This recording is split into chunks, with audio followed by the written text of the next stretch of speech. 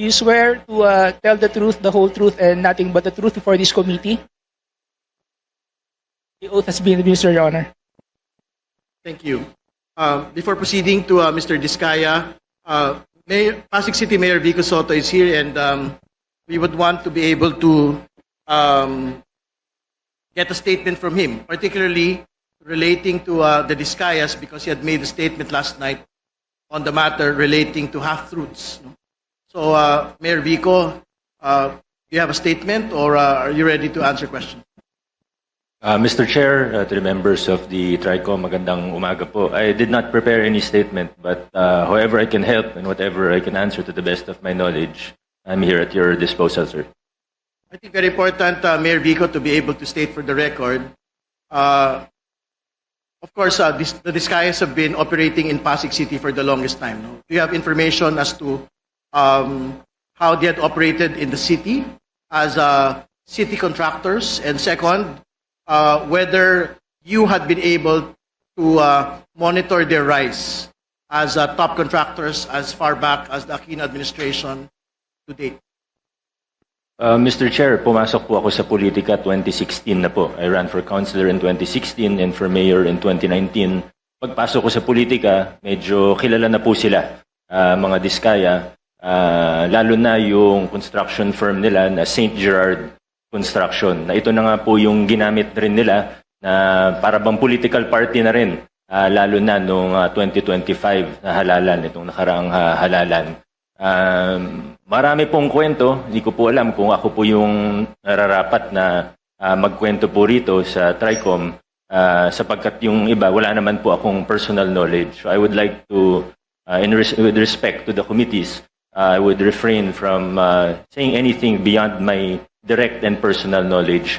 What I can say is that they have 9 construction firms that we have seen now in the news, the 9 calling card companies of the spouses Diskaya, where they have used dummies, where they have become huge contractors, and all of these 9 companies are based in Pasig. Practically all of these companies have tax deficiencies, probably with the BIR as well, but definitely with the LGU. Marami po silang violations. Recently, they have been, Mr. Diskaya has been recently convicted of 2 counts of building code violations. So, medyo notorious po ito. Nagsimula sila sa LGU. And again, with regard to the question of the chair, kahit nung mayor na ako, naungontrata pa rin sila sa LGU. Kasi pinapatupad po namin sa Pasig ay strict adherence to the law, which is open and public bidding. So pag nagko-qualify po sila mula 2019, hindi po namin hinaharangan, may mga project po sila sa city government of Pasig. Hindi naman siguro kalakihan na project, pero meron po silang projects with the city, and we have observed with the DPWH, palaki ng palaki yung mga project nila. Yung napag-uusapan po ngayon na 31 billion pesos of flood control projects, katunayan, flood control projects pa lang po ito. Hindi bababa sa 100 billion pesos ang total contracts po nila sa ating pamahalaan, Mr. Chair.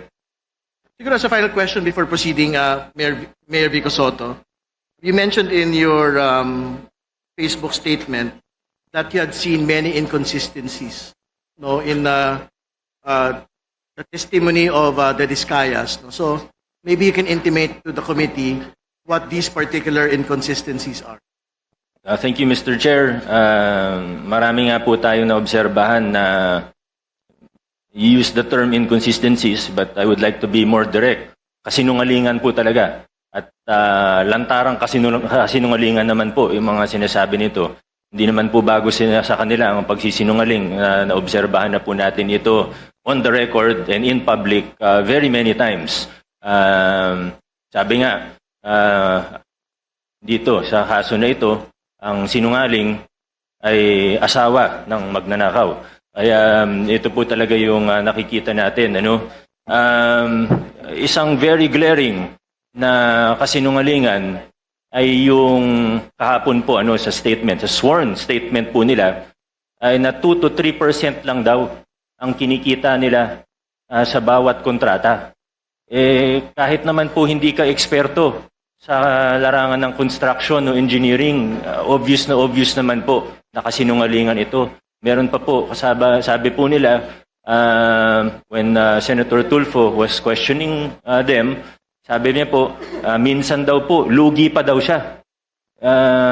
Ang bait naman po ng mga ito. Kung tumatanggap sila ng kontrata sa gobyerno, nagbibid sila para malugi. No sane business person would do that. Of course, I think everyone in this room would agree. Sinasabi nila 2 to 3% yung normal, 5% daw pag sinuwerte. Pag kinumpute po natin, alam ko medyo, Mr. Chair, with all due respect, if we just apply simple logic, it is already clear that they are lying. Although alam ko medyo iba kasi yung logic na ginagamit nila sa universe po nila. Pero pag tiningnan po natin logically, 2 to 3% of even 100 billion, edi 2 to 3 billion pesos lang po ito. Sila naman po yung nagmalaki at nag-flaunt, pinagyabang po nila yung lifestyle nila. Na sobrang yan, sabi nga po nila sa isang interview, 11 digits. Sabi po nila, pinagyayabang nila, 11 digits. Sabi ni Ma'am Cesara, 11 digits ang assets nila. So hindi bababa sa 10 billion. Nakita po natin, isang jade lang nila sa sa office nila, 100 million na kagad yun. Yung mga sasakyan, if they paid the correct taxes, it would easily reach almost 1 billion, if not more than 1 billion. How will you afford that if you're only earning 2 to 3% profit? Sabi naman nila, wala silang private contracts. Ayaw na daw nila sa private kasi maliit ang kita. Nasa interview din po nila. So, buti na lang po ang isda ay nahuhuli sa sarili nilang bibig. Buti na lang po. Ganun po sila magsalita in public at nalalaman natin ang mga katotohanan. And I don't mean to overstep, Mr. Chair. Please stop me at any time. But I would just like to, siguro hindi naman warning, pero siguro ang aking pag-igayat sa bawat isa, pati na rin sa mga mamamayang, sa ordinaryong mamamayan, na mag-ingat po tayo sa mga naririnig po natin. Alam naman po ng lahat ng tao sa kwarto na ito na may guilty na senador, may guilty na congressman, may guilty na DPWH officials, may guilty na contractor at maaaring sa iba pang ahensya ng pamahalaan. Pero sa puntong ito, nakikita po natin, hindi lang sila basta naglalaglagan, gusto nila magulo ang kwento.